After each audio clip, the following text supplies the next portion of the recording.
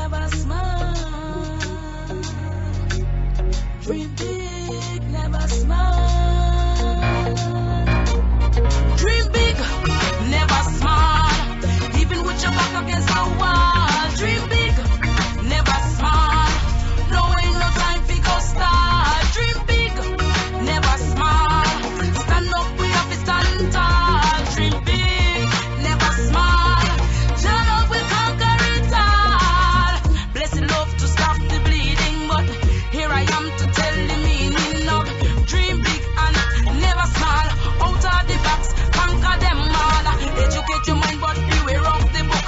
They never teach religion or what people them up. So be wiser, high and low. Your history, I say you got to know. Never make them tell you that you couldn't progress. More, uno one, nothing less. Pass every test, higher than the rest. Serious life, here no contest. Good evening, Harambee family. My name is Akeem Jamal. And with us is Brother Imani Umoja, who will be with us from the continent of Africa, in particular, Guinea-Bissau. And we want to get his perspective, his insight on the struggle that's going on in Southwest Africa. But before we get to that discussion, we'd like to thank Harambee family and Harambee listeners for tuning in every week to Harambee Radio and Make It Plain. Just to put tonight's discussion in some type of context, especially because this is a special African Liberation Day presentation, we want to focus on the recolonization of Africa and the rape of Africa. In 1957, a proud and optimistic Kwame Nkrumah stood in front of the Grenadian people and proclaimed that we've won the battle and again rededicate ourselves. Our independence is meaningless unless it is linked up with the total liberation of Africa. It was this accumulation of a battle that started in 1949 with the convening of the Convention People's Party by Nkrumah, who organized the workers, the farmers, and the students for the first time in a mass demonstration, culminated in the strikes for freedom and independence. This brief period of freedom and autonomy from centuries of oppression and domination was short-lived because the Western powers, in the post-war era, returned to their neo-colonial scheming methods in terms of securing the oil, the minerals, and the labor of African people. And therefore, the Ghana's sovereignty collapsed under the weight of a stranglehold of economic and political constraints. The Ghana was trapped between old British colonializers and the new American colonizers, whose international interest was in direct conflict with the interests of free housing and clothing African people in Ghana. In the Nkrumah's view, the striving for economic self-sufficiency in terms of the African people of Ghana was short-lived because of his ability to think exactly how to implement sovereignty and control over Ghana. In particular, Nkrumah's view of striving for economic self-sufficiency was the key to sustaining sovereignty. And this was the correct approach in theory. But practically, the political forces internally were not in alignment with Nkrumah's policies. In other words, oppressed people must control and simultaneously control the political and economic apparatus in order to achieve full freedom and sovereignty. Nkrumah summed up this lesson by stating political independence without economic independence is all but illusion. And this was an important lesson for many African leaders such as Sekou Touré of Guinea and Julius Nyerere and Amir Cabral, who dared to resist the economic gangsters, the corporate racists, and the international monetary pimps. In 1964, 8 years after the formation of the PAIGC, under the leadership of Amir Cabral, organized the first Congress, was laid the foundation in the building of the state of Guinea-Bissau. And later in 1970, Cabral emphasized the role of revolutionary culture. He said this: the people who free themselves from foreign domination will be free culturally only if, without complex and without underestimating the importance of positive action from oppressor and other cultures. They return to the upward path of their own culture, which is nourished by the living reality of its environment, which negates both harmful influences and any kind of subjugation to foreign influences and foreign culture. Thus, it may be seen that if imperialist domination has the vital need to practice cultural oppression, then it's up to African people to replace that with African culture. Further, Cabral elaborated by saying that it is essential aspect of history of a people, the culture, perhaps the product of its own history, just as the flower is a product of a plant. And like history, it becomes, or because it is history, culture has a material basis, the level of forces of production, and the mode of production. In other words, Cabral revolutionary culture was important for two reasons. It allowed elements of the petty bourgeoisie who want to desert their class interests and join the people in the revolution. And second, it allowed for workers and farmers and students to participate in transforming their consciousness to political education. It is clear political education is not like religious indoctrination, but teaching African people how to lead and serve the needs of the people. For example, a leader paves the way through a forest so that people may travel through, or build a road so that people will have a chance to move forward. Leaders build hospitals and schools and so forth, so that people don't have to walk hundreds of miles or go to school when they're hundreds of miles from their village. Cabral realized that colonial culture had to be replaced by the culture of the revolution and was going to survive the test of time. What we want to do is take a very short break, and we're going to see if we can get Brother Imani, Umoja online. So we'll take a quick break, and we'll be right back with Brother Imani.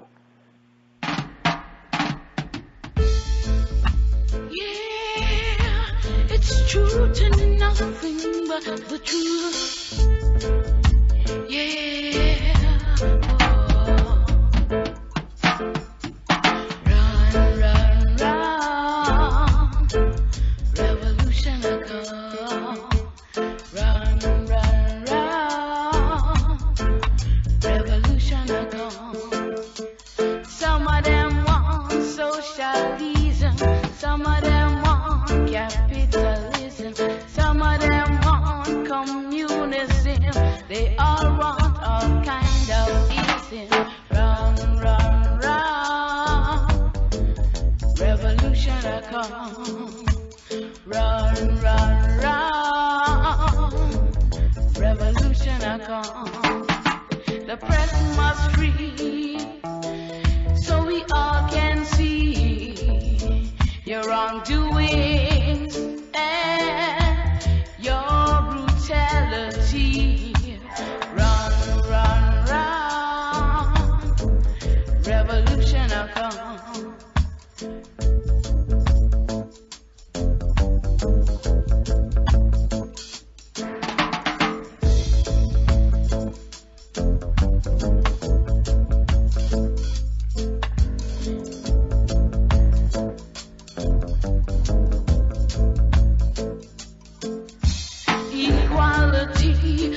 Justice, human rights stands for all.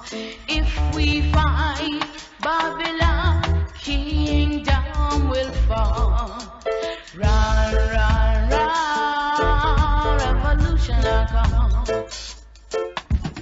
Run, run, run, run, revolution will come. It's a come, yeah.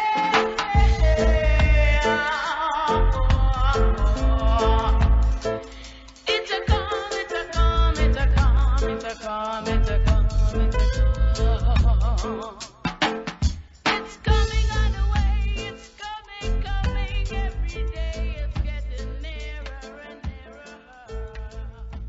We've got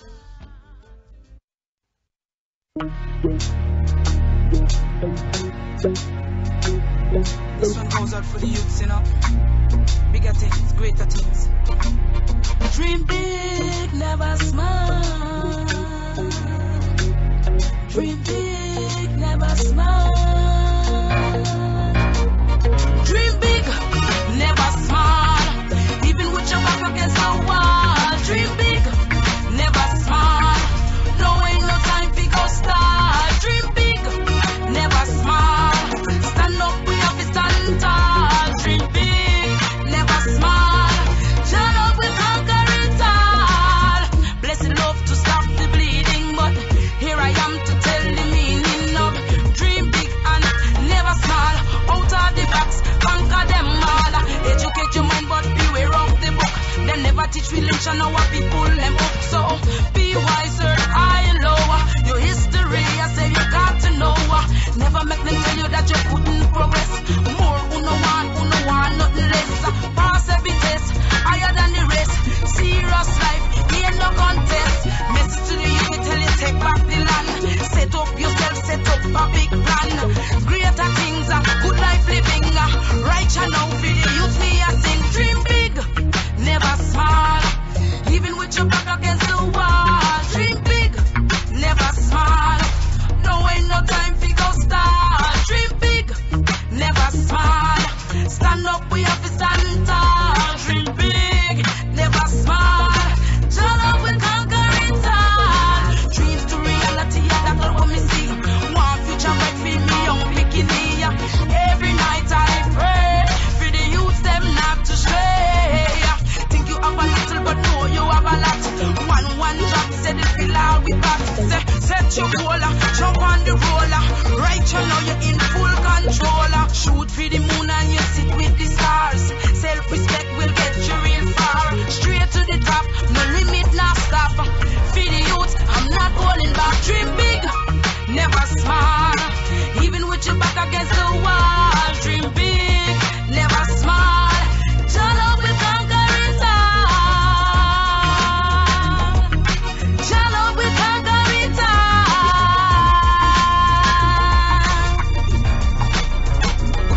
Dream big, never small.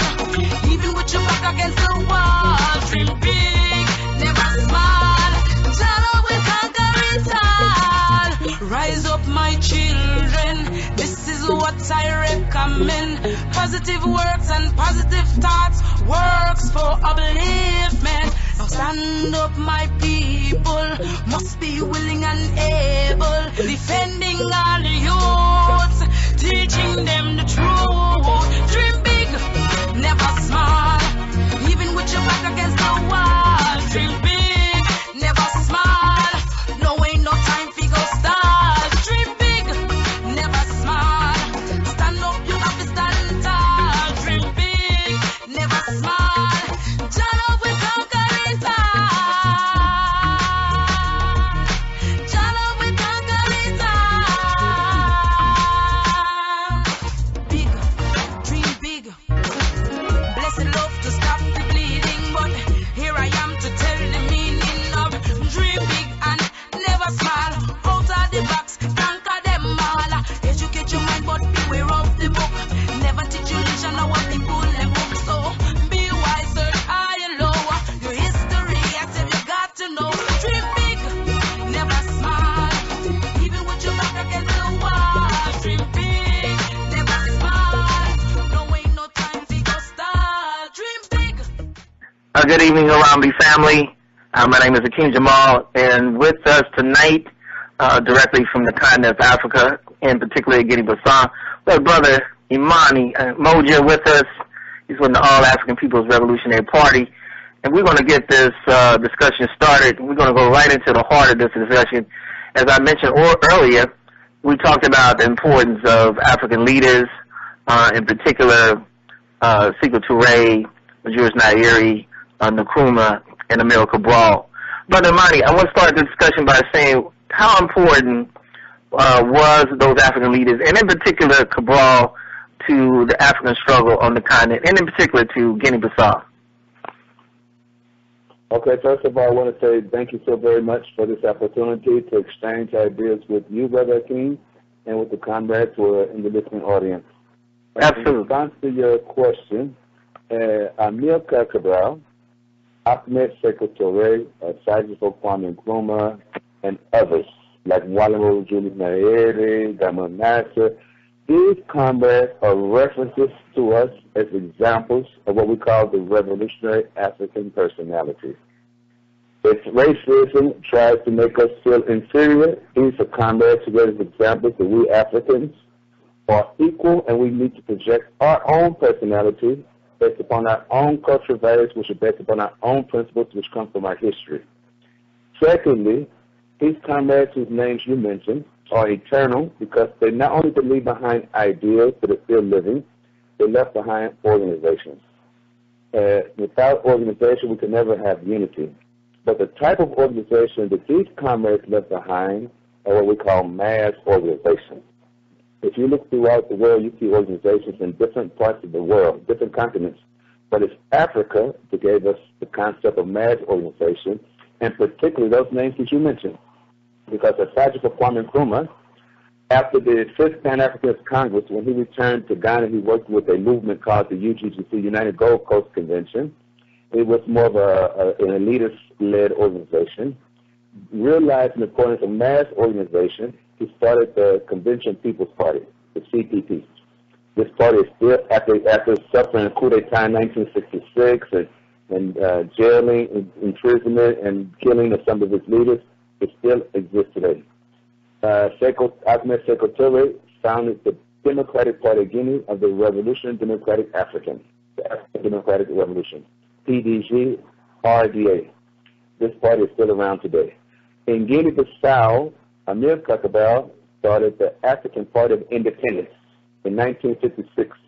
In 1961, they added the GC, Guinea-Cape Verde. But the PAI, African Party of Independence, a Pan-African party, had as its objective first to liberate Guinea-Bissau and Cape Verde, to join them together to make a nucleus for African unity. They had their main base inside of Guinea-Conakry. At the time it was called the People's Democratic Republic of Guinea, and the People's Democratic Republic of Guinea gave the PAIGC not only a base, but everything they need: ideological training, arms training, passports so they could travel throughout the world, political support of the United Nations, and all the different international organizations that existed. And it's these organizations that helped found other organizations in Southern Africa, such as the MPLA, the Popular Movement for Liberation of Angola, also co-founded by Amilcar Cabral, the Liberation Front of Mozambique, Frelimo, which is in power today. The MPLA is in power today, and the PAIGC was in power up until last year, the 12th of April, when it was victimized by a coup d'etat. But the party is still alive and well. As you know, earlier today when you called me, I was in a meeting of the youth organization of the PAIGC called the Amilcar Cabral African Youth. They didn't call it the Guinea-Bissau Youth. They called it the Amilcar Cabral African Youth, JAAC. So they gave us these organizations, which is an instrument for the people to control power. And we say power, we mean it in a real sense. Being able to conceive what we want in our societies, the type of societies we want, make decisions on how we're going to develop these societies in the areas of health, education, culture, economic affairs, military affairs, every aspect of the people's lives. Give the people the access to control the state. But of course now here we still haven't totally controlled the state because we're living in a world that's still threatened by imperialism. But these organizations still alive, being the weapon of the people to fight against imperialism to develop our land. And, you know, Brother Imani, I think it's so important to stress the point about organization and why it's so important for our people on the continent of Africa as well as within the U.S. One of the things that John Henry Clark, noted master historian, said that Africans in America and Africans on the continent face the same enemy. He said that the only difference is that Africans in America face domestic colonialism and Africans on the continent faces neo-colonialism. One of the things that I want to go back and examine even closer is that we're not talking, as Cabral has said, about just creating alternative culture, but creating revolutionary culture. And the reason why he stressed that was for two reasons. One, when there may be people who are sitting on the fence on other classes, for example, the certain elements and sectors of the petty bourgeoisie, for example, who don't have this avenue to participate in the revolution, participate in the mass organization. And he says the other reason for revolutionary culture is to bring in political education. And when we look at political education in terms of what Cabral was saying, he was talking about not indoctrination, but in training the people to govern and lead themselves in terms of sovereignty. Can you expand on that in terms of why these revolutionary mass-based organizations are so important, and why it's important to create a center among even the women and the youth? Well, first of all, culture is developed by struggling against all enemies. Now, when we say all enemies, we don't just mean the people. We don't just mean, for example, the racists, the capitalists, the imperialists, or the neocolonials. All enemies. Disease, ignorance, all enemies that are holding back the progress of the people. So by culture development, the struggle against these enemies, it means that we must transform ourselves. This transformation is what you call revolution. Inside of the only way you can do this is by taking theories and putting them into practice. Now, all of us, everybody in the world receives theories. But we receive theories of lies and we receive theories of the truth. For example, in the United States of America, we're bombarded 24 hours a day by television, films, radio, every aspect of the media. So it's giving you these theories to make you think only of yourself and to make you think that you can work for a while and one day you'll be rich and you'll resolve all your time for the rest of your life, which is not true. As we know, the situation is becoming worse and worse all the time. What really happens is you end up giving all your energies to your enemy, expecting that paycheck every 2 weeks or every week or every month, and then it's just enough for you to go into debt. And so by the time you get to the age where you think you're ready to retire, 65 years of age or 70 years of age, you don't have any money to retire with. You lose your house, you don't have money for medical care, these type of things. So what's happening is by the end of your life, you really just use all your energy to serve your own enemy to oppress you. This means that we must have constant truth, what we call constant political education. The information that we must receive 24 hours a day must be the truth. Now, unfortunately, Africa is one continent, but it's divided among different socio-economic systems. Most of Africa is dominated by neo-colonial economic systems. And these neo-colonial economic systems, they get the same type of misinformation that you receive in the United States or in London or in Paris or these other parts of Europe outside of Africa. But there are a few parts of Africa that we consider to be liberated zones. Zones where these mass organizations took power. And so inside these mass organizations where they have power, any child who is born receives more information on the truth, what we call political education, which means that they have the opportunity to think freely. Whereas those who are born in areas that are controlled by the enemy, like the United States of America or Canada or France or Spain, they're receiving misinformation, which are lies, so they're not able to think freely. And you know, everything we do is based upon the thoughts that we have. So if we have unfree thoughts, if we have thoughts that are based upon lies, then we're not able to live freely. It brings about these types of contradictions you see inside the United States, where you have people involved in gangs, and other people who are involved in destructive activities, some people even killing our own people or destroying our own people. Whereas in the liberated zone, the majority of the people don't even think about destroying other people. And if one or two elements in that society thinks about doing something destructive to society, the majority of the people in society will repress that backward thought. These organizations allow us to become transformed, which means that we have a higher quality of life, to live more like human beings, instead of living like slaves or robots or zombies, walking around without even thinking for ourselves. So it's this is fundamentally important for us, because what we want is we want a real human being. We want a human being who has high self-esteem, who is proud to be who she is or who he is, regardless of what the color of their skin is or regardless of their height.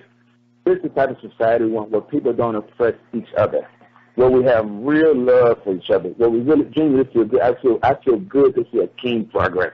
I'm happy when I see good things happen to a king. And the king is very happy to see good things happen to me, Imani.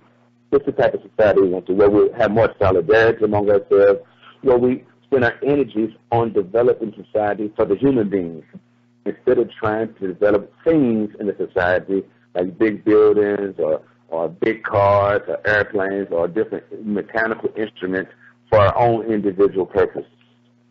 So to make a long story short, I believe that the class suicide that Emil Kakadar is calling for, that there are petty bourgeoisie who can commit class suicide, meaning that you can be born in a family that has more means, more money than other families, and normally you will have the tendency to want to become what we call a bourgeoisie, those who are involved in who control the services of society, the means of production of society.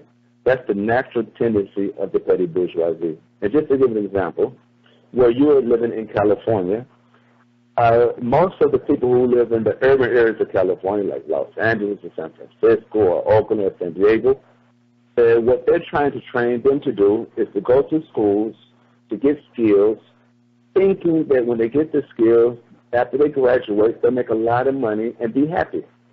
But in reality, most of them will graduate from school, will go around, look for jobs to sell their labor, and sell their labor to some type of corporation or institution where most of their energies are spent on thinking for their organization or just trying to make it through. You know, put on a mask. They put on a mask, disguise themselves. They go in and have discussions with the people they work with. They really don't come from their heart. So they end up having a petty bourgeois dream of becoming a bourgeoisie, somebody who's rich. Whereas other people who are born in petty bourgeois families, and they become in love with society, and they want to serve that society. And so what they end up doing is what Cabral says, they kill themselves from the petty bourgeois position and are born again as a revolutionary worker. In other words, they come to be not only a solidarity worker, they feel like they are working themselves, and anything that damages the working class, they consider that to be their enemy, and use all their energies against that enemy, use all their energies to have to develop that working class. Because after all is said and done, it's the people who do the work that should control the society. Whereas right now, what's happening in most of the societies we live in, those of us who do the work are the ones who exploit the most. Absolutely. Brother Imani, one of the things that we see, especially here in this country, is that the imperialist crisis is intensified, it's heightened, and it manifests itself all over the world, but particularly in Africa. We see that African people suffer what Dr. Jeffries says, disease, death, and destruction. And we know that Guinea-Bissau and Cape Verde and Angola and Mozambique went through a revolution in the early 70s, fighting the United States of America, and its Portuguese allies, which almost brought Portugal to a series of bankruptcies. How did Angola, Mozambique, and Guinea-Bissau weather the storm? And one of the things that Cabral said is that we're not fighting for ideas in anybody's head. We're fighting, as you say, to live a better life for ourselves and our children. So what kinds of things have happened since Cabral's had participated in the revolution? Have schools been built? Hospitals been built? Tell us what practical things have been done to further the revolution in Guinea-Bissau. Okay. First of all, just to make, since you mentioned those three countries, Guinea-Bissau, Mozambique, and Angola. In fact, Cabral, I think he's the primordial leader of those three areas, and even people in those areas say the same thing. Because Amilcar Cabral, he was born into a petty bourgeois family, but it's not that he was the enemy of the people. No, his father was a teacher, and so teachers at the time had a little bit more money than the peasants or those who worked in the port, for example. Because he was honest, he was simple, but very intelligent. When he went to school, he had to organize a group of students who were born in Mozambique and Angola, as well as Saint Tomé and Cape Verde, and they began to study because at that time the Portuguese wanted to try to convince Africans that they were really black Portuguese, they were Negro Portuguese.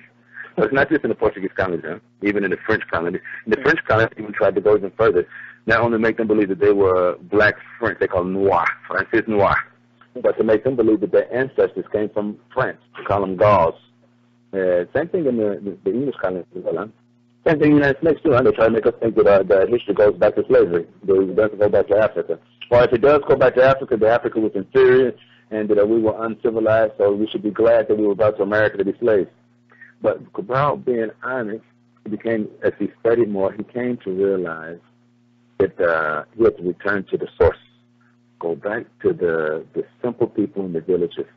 Now, he was an agronomist engineer, so when he came back to Guinea-Bissau, he was able to do a agricultural survey, going inside most of the villages inside of Guinea-Bissau, doing this agricultural survey, trying to determine what type of crops people grow, how do they divide these crops, that type of thing.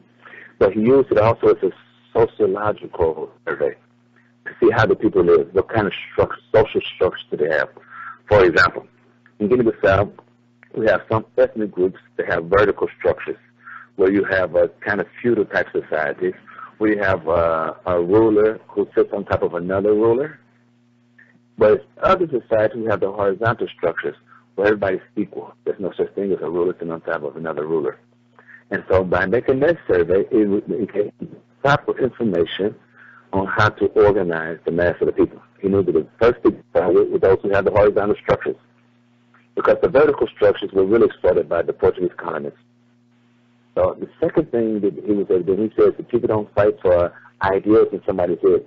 Some of us, in every area, not just in the political arenas, even in the religious arenas, we learn a little bit about religion, and just a little bit, we become very zealous. We think that those are all the solutions. So we begin doing a lot of dogmatic talk, and we think that these dogmatic speeches should transform the people. And in politics, same thing. You might learn a little bit about socialism, or a little bit about Marxism, a little bit about Leninism, or a little bit about communism or tourism. And when you learn that little bit, you think you have all the solutions. But just that little bit will not provide what the people need, and the people are the supreme essence. When we use the word revolution, we're talking about making total transformation for the people. I like the way Fidel Castro says, it's transforming all the negative aspects to the positive aspects. So this is what Cabral, based upon his pragmatic work on. That everything we're doing is for the people. And what do the people want? The people want better lives. And we say the people. We're talking about our king. We're talking about Imani. We're talking about the comrades who listen to this radio program right now. What do we want? We want our children to go to a good school. Not to a school that's a beautiful building, an attractive building with nice glass and electronic doors. No, a school where we're learning the truth, where we're learning our true history, where we're learning about sciences, and to use those sciences for the benefit of our people. In California, where you live, most of the students who go to medical school, when they graduate, they're making a lot of money. They don't think about saving the sick people. They think about making a lot of money from those people. Whereas in a society that's transformed, and I'll give an example of society that's most closest to California that I know of, which is Cuba, which I can also go down to Venezuela, not too far from California. In these societies, the doctors are transformed in their thinking, and they genuinely in their heart, they want to serve the people. They don't want to see people suffer. They don't want to have King feeling bad or Imani feeling bad. They want to feel good. So they're serving us. A person who is a teacher they really want to take the information they have in their heads, transfer the information to their heads, and give them the stimulus to want to learn more. To be a better person, that's what makes the world a better place. You want to have decent houses. You want to live in a shack where when it rains, or if it doesn't fall down, rain is falling on you in your bed, or all types of insects or reptiles entering your house while you're trying to sleep. And a woman pregnant, when she goes to the hospital, she's one of all her family's one that will she survive the birth? Will she come back alive with the baby? And these are real things that happen in this society. Or a person doesn't even have $1 to buy medicine, they need to kill themselves. These are real situations. Or people, when after you spend all your life working for society, when you're 70 years old, 80 years old, your body becomes a little weaker, become a little tired. So, you can't work as hard as you used to, but you still want to have good health, but you don't have enough money to even take care, have proper health care. So when Cabral says that the people want better lives, that's what we want. That's what you want. I think that's why you have this radio program. That's why you do all the activities you do, because you want to see the world a better place. So, whereas some people are satisfied by just giving good speeches, being clapped at, and say, "Oh, brother, it's a lot of things." No, that's not what we want. We want to be humble servants of the people. Real servants of the people, serving the people, so that the world becomes a better place than it was when we were born. When you become the humble servant for the people recognize that. The majority of the people recognize that, and the majority of the people in the world are not ungrateful. If you serve the people honestly, with a clean heart, the people will never pick at you. They'll make sure that all your needs are resolved. Maybe not all your desires, but at least your needs are desired. So that's one of the main examples that Emil Cabral gave us. Not only in the area of philosophical concepts, like saying that people aren't struggling for ideas and people's heads, but for a better way of life, but also his genuineness. He was a genius in strategies, organizing mass organization, as well as making contributions toward an ideology for our people. Not an ideology where you import it from the USSR or from Korea. No, an ideology that comes from our culture. It comes from the way that we live. To use the words of Kwame Nkrumah, we get our ideology finds its weapons. It's strength in the living condition of African people. But that's not just African people born in Africa or live in Africa. African people wherever they are. In Venezuela, in Colombia, in California, in England, in India, wherever these African people are, our ideology finds its strength in the living conditions of these African people. It means that each of us who are honest and have courage to serve our people against the enemy, we want to go wherever these people are, live with our people, learn from our people, do as our people do, and help to bring our people to higher levels. Not going like you're the know-it-all, you're the teacher. No, being the student, and then you can pass on information as a teacher, but in a humble way. You mentioned ideology, and I think a lot of times we think the ideology is just some idea that people have about revolution, but the ideology is a weapon, like you say. It reinforces what? Revolution means nothing but change. So when you have a movement, it is a movement for what? A movement for change.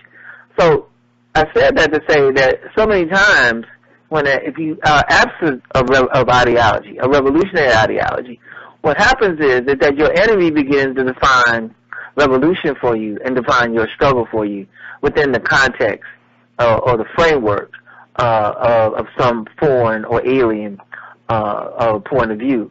And all I'm saying is that when you have an ideology, when a worldview that is rooted in African history, in African culture, in African struggle, then it manifests itself in your daily work. And as you said, that translates into serving the people. Nobody's above the people, and people don't strive for titles or authority, but to strive to serve the people in a better way.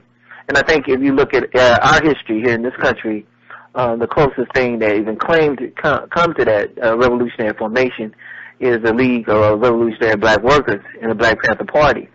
Even though these formations exemplified a certain level of struggle, we see that they were not able to develop fully within the context of struggle. But they did participate in the international struggle.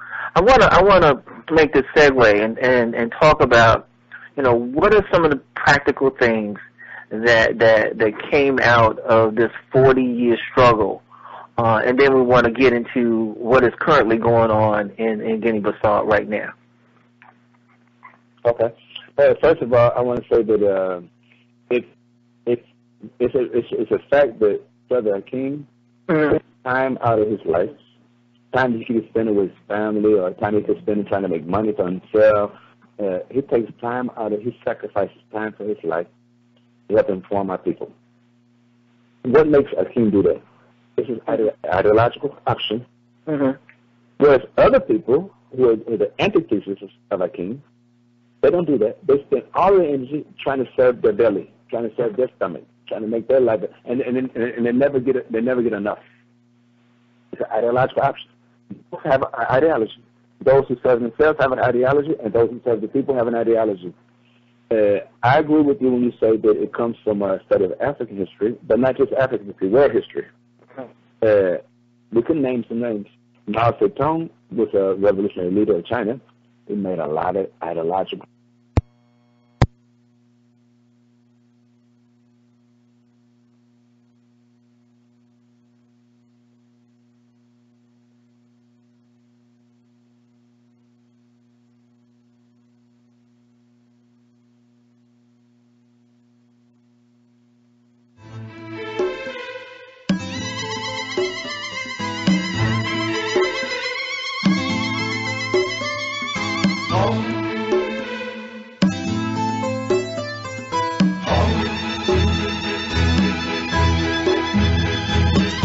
Calling all the children of Africa, never let mama fall on her knees.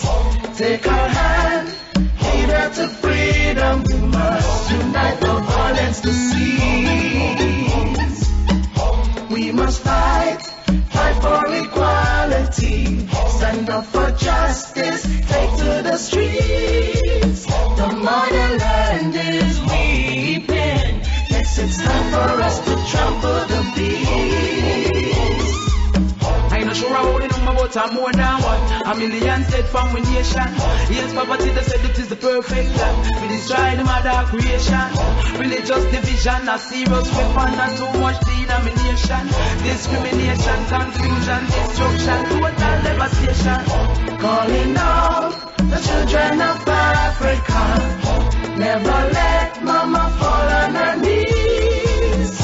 Take her hand, lead her to freedom. You must unite the violence to cease.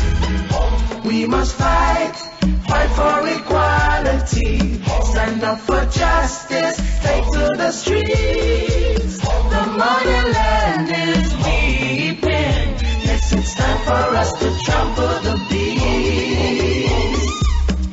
Congo, Darfur, Zimbabwe, South Africa, Ethiopia, no like what I want, Somalia, Nigeria to Kenya, stand together, no trad with Gambia, Ivory Coast, Malawi to Mozambique, hold the faith, Tanzania, no we can't get weak, Africa the victory sweet. Calling all the children of Africa, never let mama fall on her knees. Take her hand, lead her to freedom. You must unite the violence to cease. We must fight for equality, stand up for justice, take to the streets. The motherland is weeping. Yes, it's time for us to trample the beast. Refugees walking for miles and miles, faces where we sad know there is no smiles. Rebel soldiers raping everything, inciting on the heat of the day or the darkest night. Black kill black, no that is not right. African leaders know you're losing sight. Come out of the darkness, walk into the light, giants together, no make we start united.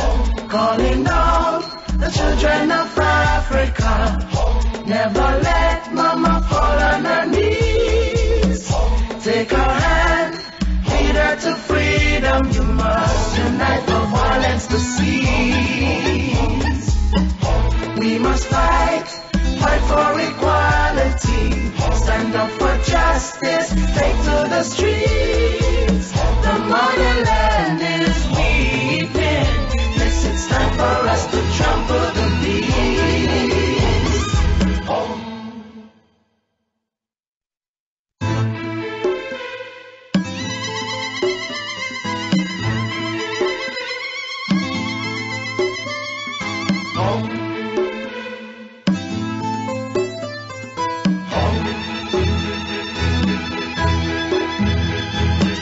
Calling all the children of Africa, never let mama fall on her knees.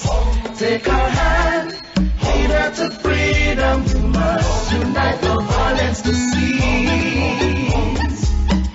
We must fight for equality, stand up for justice, take to the streets. The motherland is weeping. Yes, it's time for us to trample the beast. I'm not sure how the number, but I'm more than what a million said from. Welcome back, Harambee listeners. To make it plain, we're speaking to Brother Imani Umoja from Guinea-Bissau, and you was talking about, brother, the role of ideology that plays in the revolution. And can you continue to elaborate on that, brother? Yes, we were saying that the ideology must be practical. It can't just be empty ideas or loose talk, using big words and trying to impress people. It must be based upon the reality. Because our people, when we say people, we're talking about you and I. We want a better life for ourselves, for our families, for our neighbors, for our society, for our future generations, more importantly. And so in ideology is what guides us to do the things that we do. Those who do the bad things, destructive things, it's because they have the ideology, a negative ideology. Those of us who decide we want to serve society, we want the society to be a better society than it was when we were born, have a positive ideology. And it should be based upon our culture, our history. But when we talk about our culture and our history, we can't be narrow-minded. We can't just say, okay, we're only going to study the history of African people in Africa and the 62 or 63 countries we were taken to outside of Africa. We must take the positive aspects out of world culture, world history as well. For example, I know myself and other people have benefited a lot from ideological contributions of Mao Zedong. But we're not trying to emulate Chinese. We don't want to be Chinese. We want to be African.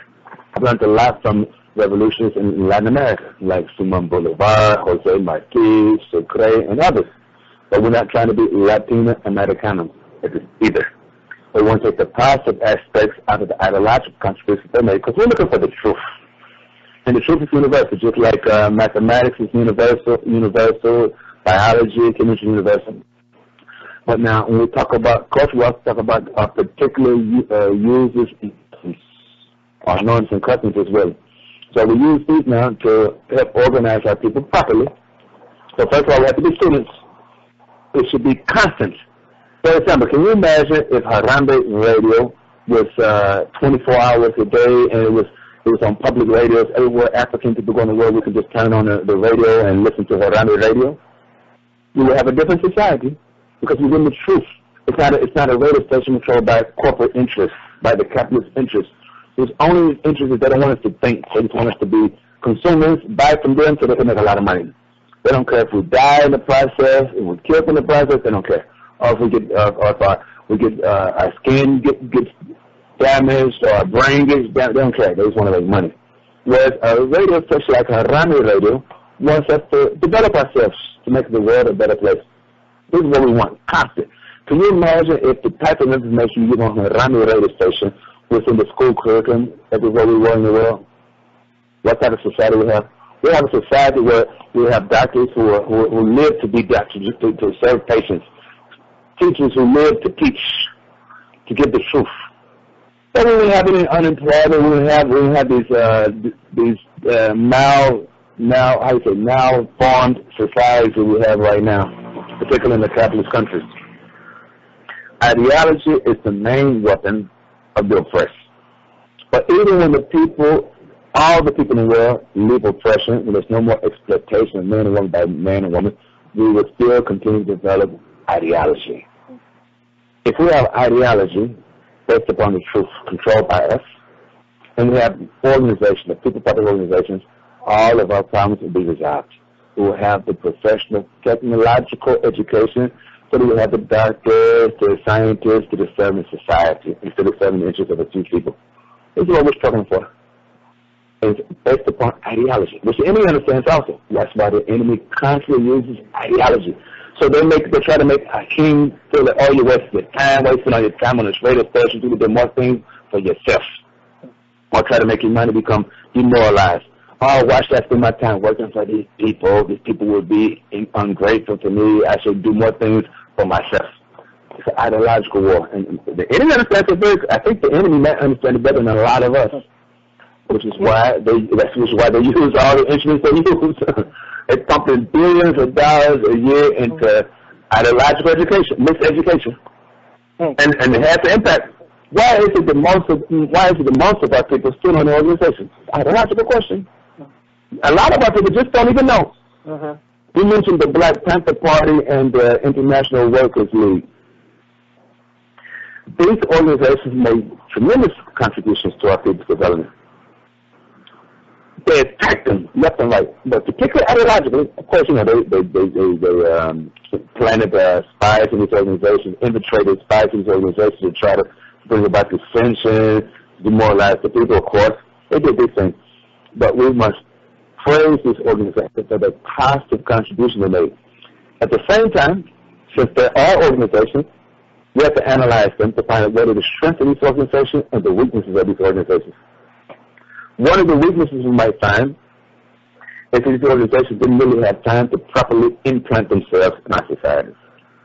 And so since the enemy controls the information that most of our people get, they try to make a lot of our people be even alienated from these organizations. So if you see a Black Panther with his black beret and his leather jacket and boots on, you say, oh, look at him. And also they try to divide those who are Black Panthers from the people. Making some people who are Black Panthers think, okay, they know everything, and the people don't know anything. So we have to understand, we have to analyze our organizations honestly, without emotion, and see how can we improve on this. For example, some of those people who were honest in the Black Panther Party came to make one criticism that you're talking about, ideology. They said that the Black Panther Party actually didn't really have an ideology that came from our history. So some of those people who honestly made those analysis dedicated their energies to trying to help develop the ideology from some of our people's history. And that led those people to people like Kwame Nkrumah, Secretary Amir Kakabau, and others that you mentioned. And realizing now, for example, Amir Kakabau, in 1966, when he went to the first Tricontinental Conference in Cuba, where they brought together the revolutionary organizations of Asia, Africa, and Latin America, a lot of people went there asking for guns, for money. Kabau said, I'm not asking for none of that. What I would like for us to come out of this conference is for us to at least have the general lines of an ideology. Because one of the biggest weaknesses that we have in Africa is the lack of an ideology. Now, of course, at that same time, some people adopted Marxism-Leninism as an ideology, which is a positive ideology for the European working class. Because, as you mentioned earlier, ideology comes from our culture. So the ideology of Marxism-Leninism comes from the history of the European working class, which is correct for them. But we're not Europeans, we're Africans. We have some particularities in our history which are different than European history. For example, slavery. Europeans, there was some slavery, but they didn't experience the type of slavery that we experienced.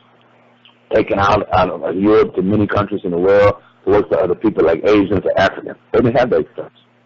Or another area, in the area of religion. In Europe, most of the states were founded as religious states. And those who were the leaders of the religious states would convince the masses of the people that they represent God, that those ruling class, they represent God, and so the people must be obedient to them because they're the representatives of God. So you must work for them as you would work for God. In Africa, we didn't have that experience. In Africa, we never really developed those nations yet. We were in the process of developing nations from the enlarged tribes and clans. But before we were able to really develop our nations properly, we developed empires. But before we were able to develop our nations, we were interrupted by foreign invasions, slavery, and colonialism. So we had to develop parties and movements first, which proclaimed the states. In some areas, we just inherit the state of the colonists. Whereas in other areas, like for example, Guinea-Bissau, we formed another state. Inside the liberated zones, we put our state apparatus, our schools, our hospitals, economic trade, mainly bartering. And then now, these states have the historical responsibility of forming the nations, which most of the states in Africa have betrayed so far. The states, not just people, the states have betrayed it. To form these nations, these states should use the resource they have to politically educate the people, to have these exchanges between different parts of Africa, have an African television. So where I'm sitting in Guinea-Bissau or Eastern California, we can find out what happens today in Katio, or in Tombali, or in Zambia, or in Lusaka, different parts of the African world. We don't have that yet. So most of us are even ignorant about other parts of the place where we live. In California where we live, people who live in Southern California are mostly ignorant about what's going on in Northern California. And even worse, some people who live in Los Angeles on one side of the city don't know what's going on the other side of the city. So how can we have any love for people who we don't know? Mm-hmm. So how can we have that kind of emotional bond to want to sacrifice for people who we don't know? So they betrayed this mission so far. But now, on the positive side, you have other forces like you, other forces like the Harambee radio station, which dedicate their energy, they sacrifice, they use their own money, they go look for other resources, and they sure that they have the instruments to give the information to the people. So we're confident that it's going to happen. And so we're trying to give that example also.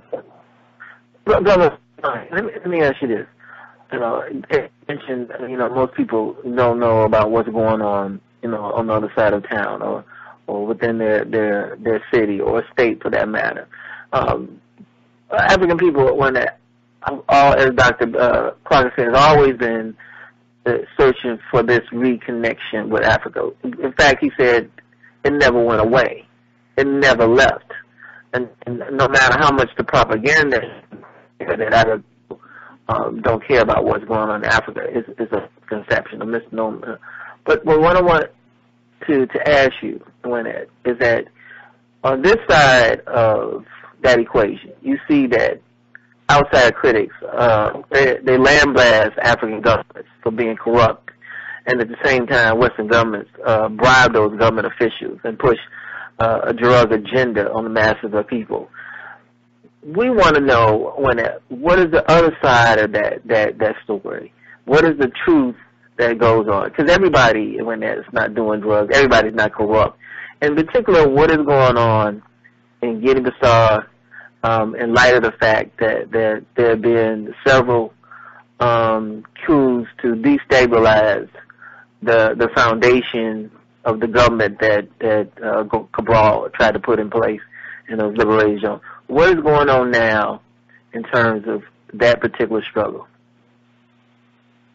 Okay, before I say exactly what's going on, let me back up just a second to say that the enemy that exploits us, capitalism, imperialism, and Zionism, they know very well that if we have a liberated zone, they use that liberated zone like Kwame Nkrumah did, like Secretary did, like the PAIGC did.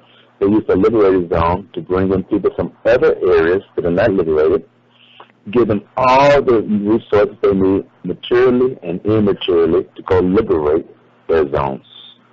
For example, in Ghana, during the time of surgical Pan-Africanism, they had PAIGC militants there. They had militants from many parts of Africa, from South Africa, from Gambia, everywhere.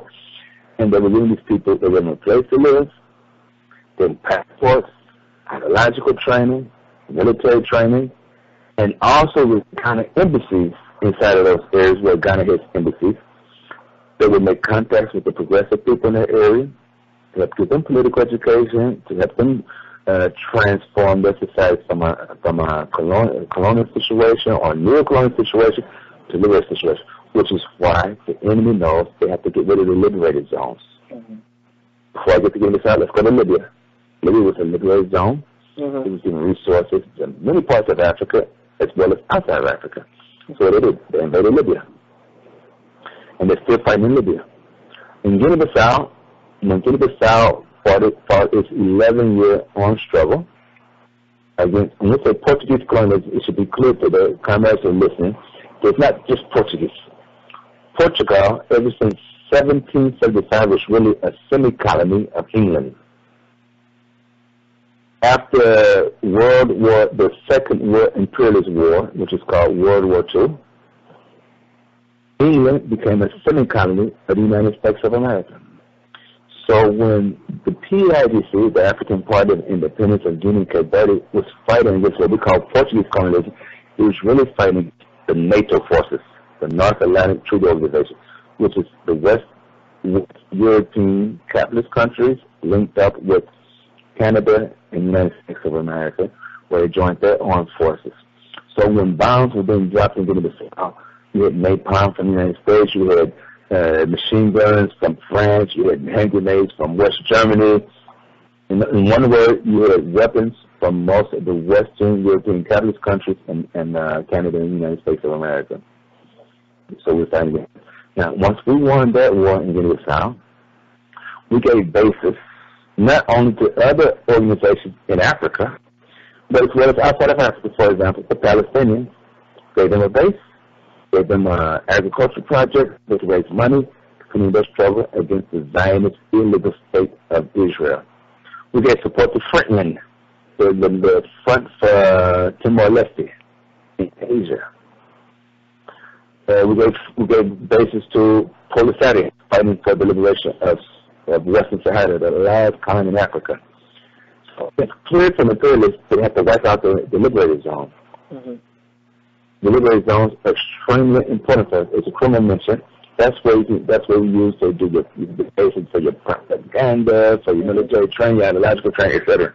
So that's why they have to try to wipe out Guinea-Bissau, the liberated zone. In 19...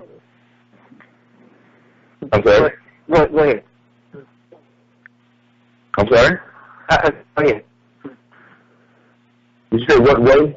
No, I said we have about 4 minutes left, and I wanted you to cover, the role of the youth and the veterans of that revolutionary struggle.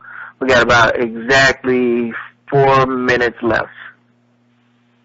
Okay. With the 4 minutes, I want to say very quickly, using 1 minute to say that they've been prompting coups. The coup that happened on the 12th of April wasn't an internal coup.